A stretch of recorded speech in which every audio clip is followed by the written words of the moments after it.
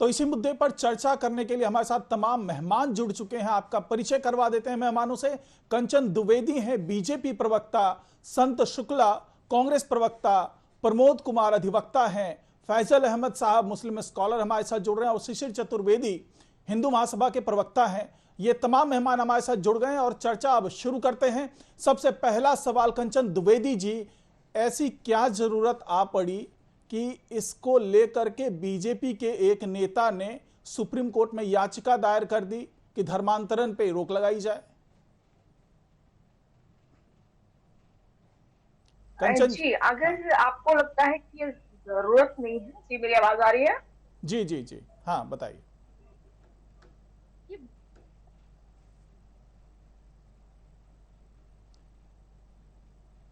कंचन जी unmute कर लीजिए। Hello, हाँ हाँ बताइए। मेरी आवाज आ रही है? हाँ हाँ आ रही है बताइए। जी, मेरा कहने का मतलब ये है कि हम देख रहे हैं कि जिस प्रकार से धर्मांतरण के मुद्दे बढ़ते चले जा रहे हैं और हर जगह से हमारे पूरे भारत से धर्मांतरण के प्रकरण आ रहे हैं, चाहे वो फतेहपुर की घटना हो, चाहे फिर आपको एक न्यूज मिली होगी बिहार में कि एक ऐसा कांड हुआ है जिसमें कि एक लड़के ने जबरदस्ती उस एक लड़की से निकाह करने के लिए बोला और उसको वहां से घर से उठा करके ले गए। तो ये सारे जो प्रकरण हो रहे हैं वो केवल धर्मांतरण की वजह से हो रहे हैं और ये बिल्कुल ही पाप है।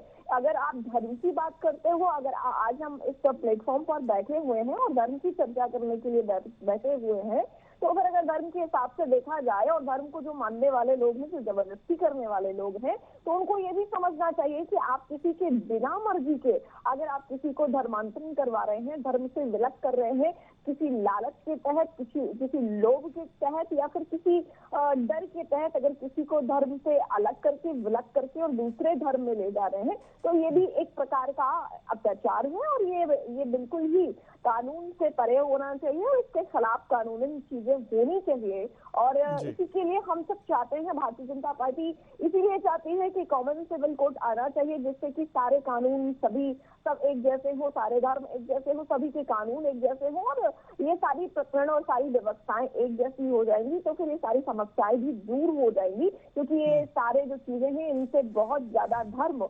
अथाह पीड़ा में जा रहा है। मैं कहूंगी कि ये जो एक प्रक्रिया चल रही है हमें अपने धर्म में ज्यादा लोगों को जुटाने की, ज्यादातर मैं देख रही हूँ घटनाएं ईसाई धर्म की तरफ से ही हो रही है, ईसाई धर्म को मानने वाले लोगों की तरफ से हो रही है।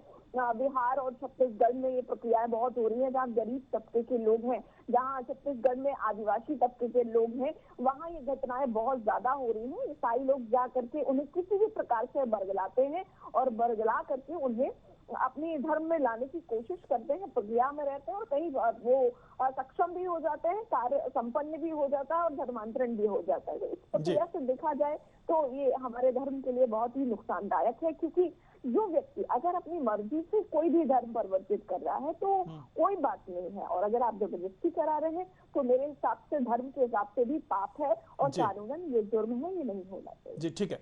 प्रमोद जी हमारे साथ जुड़े हुए अधिवक्ता हैं सुप्रीम कोर्ट से।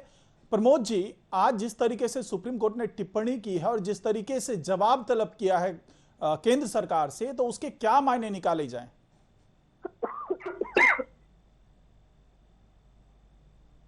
अनम्यूट कर लीजिए प्रमोद जी, आपकी आवाज नहीं आ रही है। इसमें जो है जी बहुत गंभीर मुद्दा है ये। आप देखेंगे किसी भी देश में विश्व का, वो लोग अपने नागरिक के प्रति और वहां के जो निवासी होते हैं उनके प्रति बहुत, ये केवल जो है हिंदुस्तान ही एक ऐसा है कि जहां पे जो सरकारें थी वो बहुत सचेत नहीं थी, वो बिल्कुल जो है इस तरह से जो है किए हैं जो कानून के विरुद्ध एक तरह से कहिए।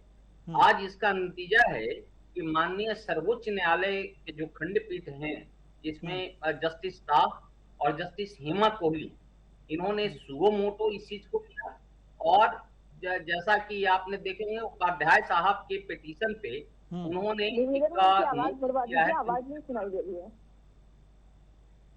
केंद्र सरकार को नोटिस दिया है और उसके बाद जो है उस पे इनको गंभीर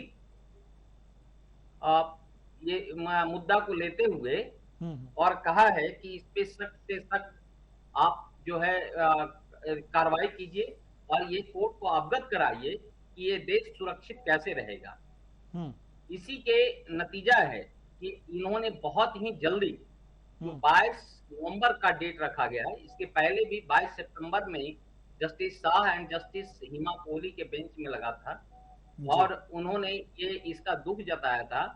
आज इसको बहुत गंभीरता से लेते हुए ये डायरेक्शन दिया है कि केंद्र सरकार क्या कदम ले रही है, क्योंकि ऐसा कई मुद्दा आया है जिसमें देखा गया है कि जो यहाँ पे गरीब निरीह को या तो धमका करके या पैसे का प्रलोभन दे करके या बरगला कर करके इस तरह से कई मुद्दों को उसको झुका करके और उनको गुमराह कर करके धर्म परिवर्तन कर देते हैं और इस तरह से उनका संपूर्ण जिंदगी बर्बाद हो जाता है।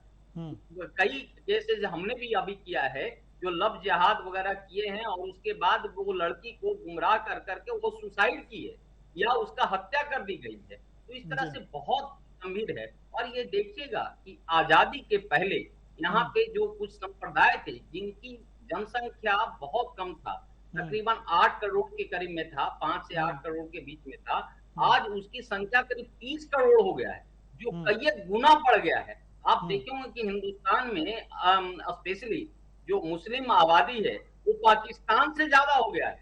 तो निश्चित रूप से और जिस तरह से ईसाई लोग भी देखते होंगे कि गरीब लोगों का वो धर्म परिवर्तन कर करके उसको ये ले रहे हैं और उनको